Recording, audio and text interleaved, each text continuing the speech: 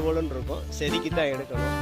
இந்த மரத்தினுடைய பட்டைய குறிப்பா பெண்களுக்கு வந்து இந்த வெள்ளைப்படுதல் பிரச்சனையா இருக்கும். இல்ல கர்ப்பப்பை தொடர்பான எல்லா பிரச்சனைக்கும் ஒரு மருந்து.